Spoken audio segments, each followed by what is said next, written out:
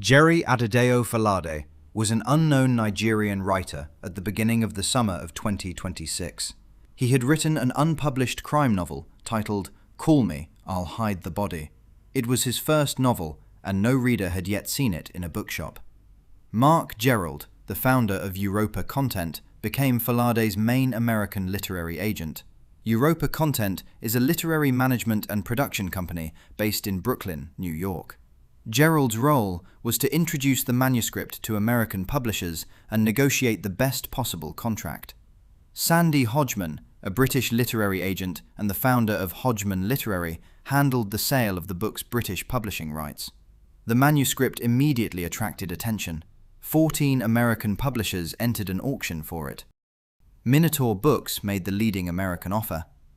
The reported value of its offer ranged from more than $2 million to approximately $2.4 million.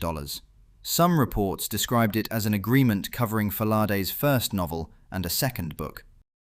British publishers were also making substantial offers. Film and television companies were considering screen adaptation rights.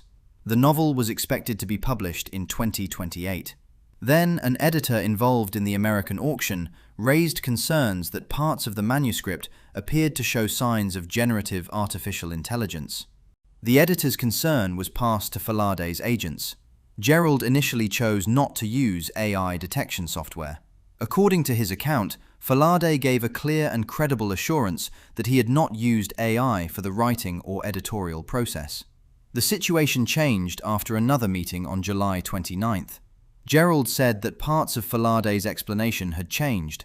Falade's agents then withdrew the manuscript from the publishing process because they said they could no longer confirm how it had developed from its original idea to the completed version.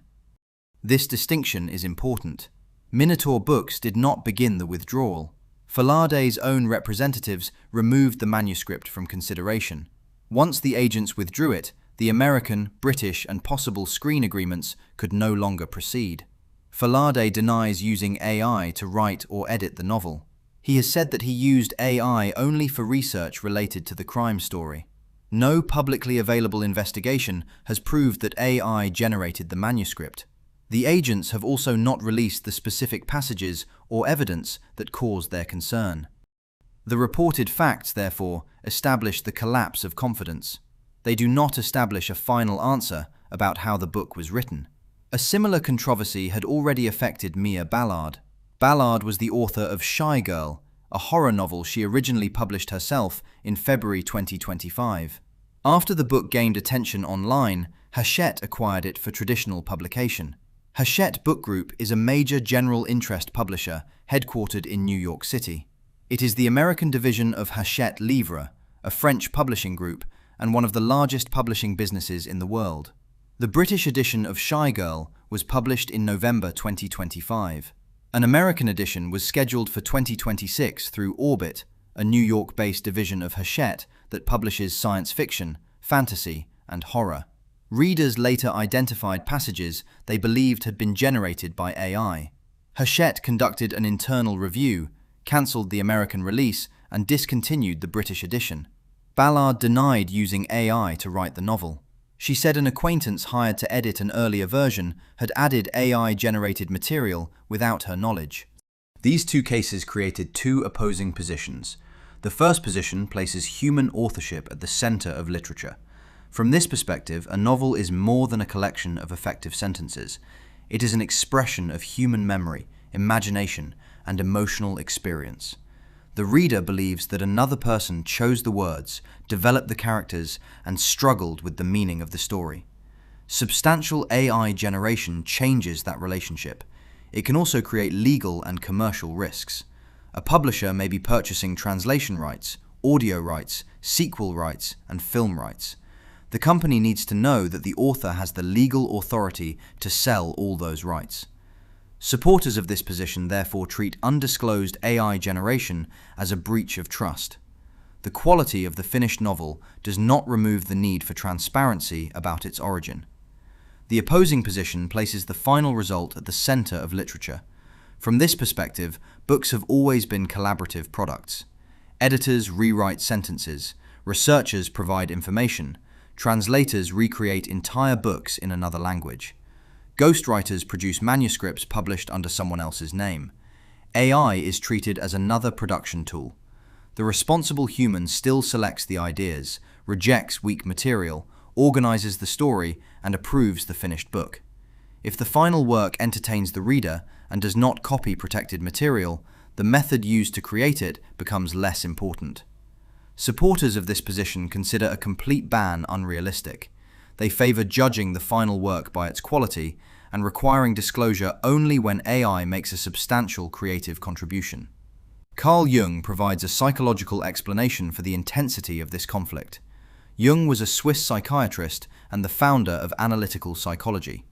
He used the term shadow to describe qualities that a person or institution does not want to recognize in itself. The publishing industry presents a public image based on human originality.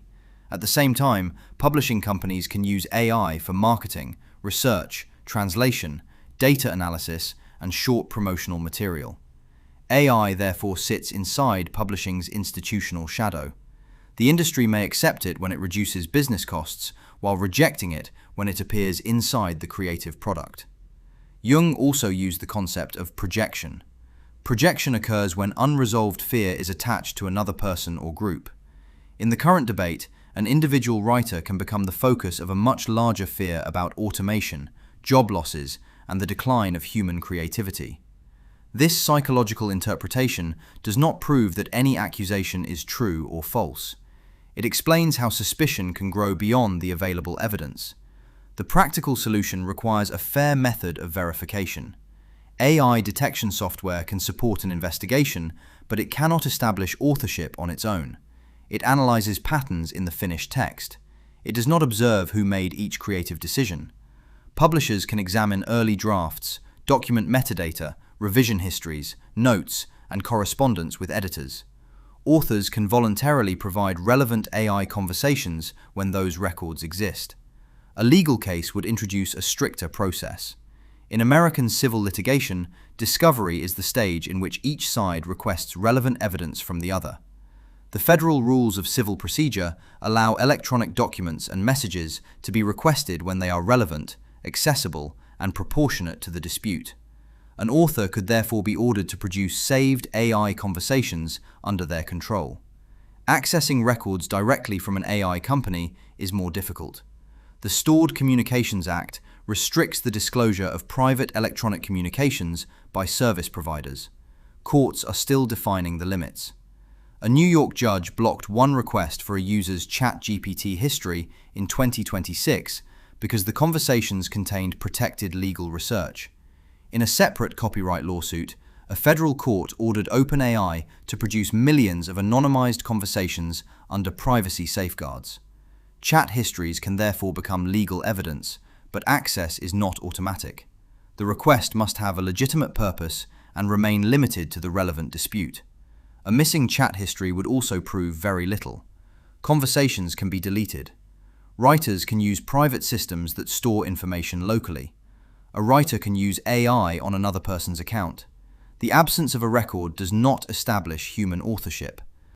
The solution is neither a complete ban on AI nor unrestricted use without disclosure. Publishing needs a clear system based on the scale of AI involvement.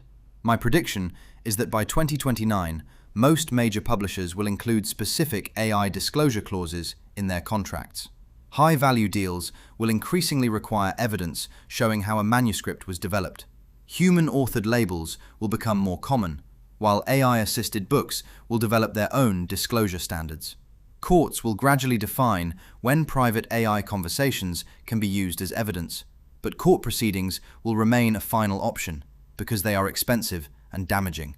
A complete ban is unlikely to survive because AI is already part of research, editing, marketing, and production. Complete acceptance without disclosure is equally unlikely because readers, publishers, and copyright authorities still place value on human authorship. The future of authorship will not depend on proving that no machine ever touched a book. It will depend on showing where human judgment remained decisive, who accepted responsibility for the final work, and whether the reader was told the truth.